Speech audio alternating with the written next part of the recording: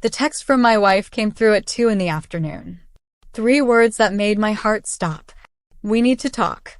I was at work pretending to analyze spreadsheets while my mind raced through every possible disaster. She'd found the storage unit. She'd discovered the credit card statements. She'd somehow figured out where I went every Thursday night. They call me Alan Wade. I'm 41 now, 15 years into a marriage built on a promise I never truly kept. She thinks I quit cross-dressing when we got engaged. I didn't. I just got better at hiding it. The storage unit downtown holds everything that belongs to Victoria. The dresses and wigs and makeup that I couldn't bring myself to throw away when Jennifer gave me the ultimatum. Stop cross-dressing or she couldn't marry me. Choose her or choose the clothes. I chose her. At least that's what I told her. Really, I just moved Victoria into a storage unit and visited her every Thursday when Jennifer thought I was at poker night with the guys from work. For 15 years, I'd been living this double life. Married to Jennifer 5 days a week. Married to Victoria for one night every 7 days. Now Jennifer knew. Somehow she knew. I drove home with my hands shaking on the steering wheel, rehearsing explanations that all sounded like lies, preparing for the conversation that would end my marriage. Jennifer was sitting at the kitchen table when I walked in. Not crying. Not angry. Just sitting there with a cardboard box in front of her. Sit down, she said. I sat. She pushed the box toward me. Inside were photos. Dozens of photos. All of them showing a woman in various dresses and locations. The woman was beautiful. Confident. Happy in ways I recognized but couldn't place. Who is this? I asked. That's what I need you to tell me. Jennifer's voice was steady, but I could hear something underneath. Fear, maybe. Or sadness. I found these in your father's things when we were cleaning out his apartment last week. They were in an envelope marked Alan, keep safe. I looked at the photos again. Really looked this time. The woman had my father's eyes. My father's smile. Is this you? Jennifer asked. Is this what you've been hiding from me for 15 years? I stared at the photos and felt the world tilt. These weren't pictures of me. These were pictures of my father. My father who died 6 months ago after keeping his own secret for 40 years. These are my dad, I whispered. Jennifer looked confused. What do you mean these are your dad? Alan, your father was named Mark. This woman in the photos is identified as Victoria. The name hit me like lightning. Victoria. The same name I'd chosen for myself when I started cross-dressing at 19. The name that felt right somehow without understanding why. I need to show you something, I said. I drove us to the storage unit in silence. Jennifer didn't ask questions. Just sat beside me waiting for whatever truth I was about to reveal. The unit was exactly how I'd left it on Thursday. Dresses hanging neatly on a rack. Makeup organized on shelves. Wigs on their stands. Everything that made Victoria real. How long? Jennifer asked. Since before we met. I told you I quit when we got engaged, but I couldn't. I tried, but Victoria wouldn't go away. Victoria.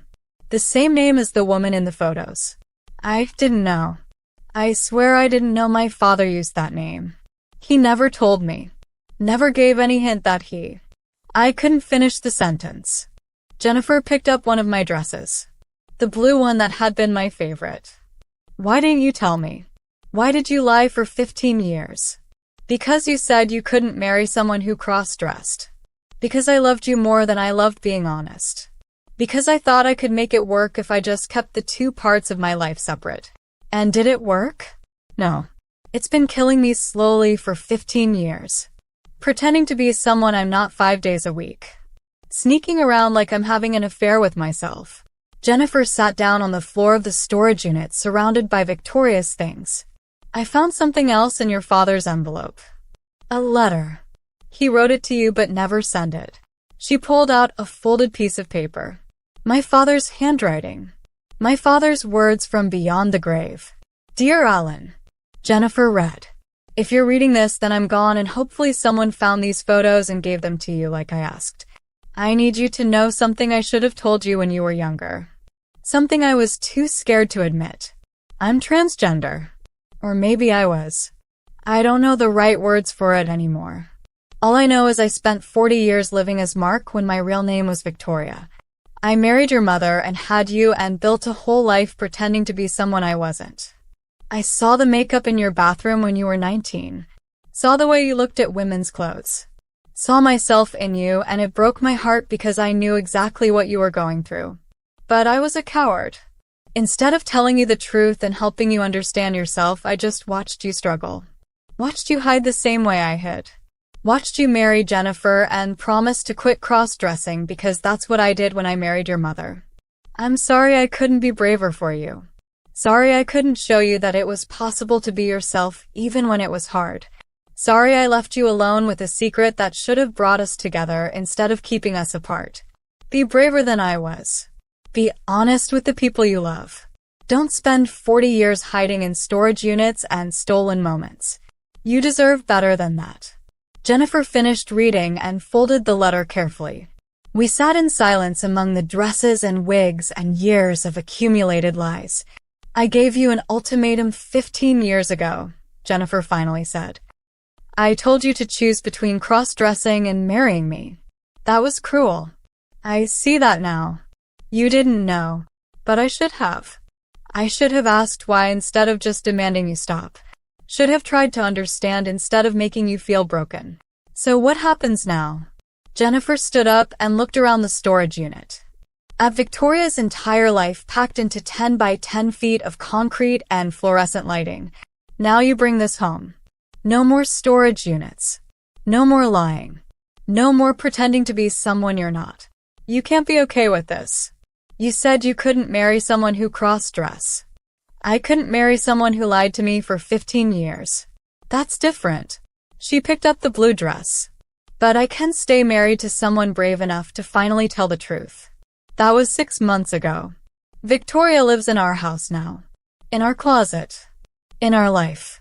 Some days I'm Alan and some days I'm Victoria, and Jennifer loves both versions without making me choose. We visit my father's grave together sometimes. Jennifer brings flowers and I wear whichever clothes feel right that day.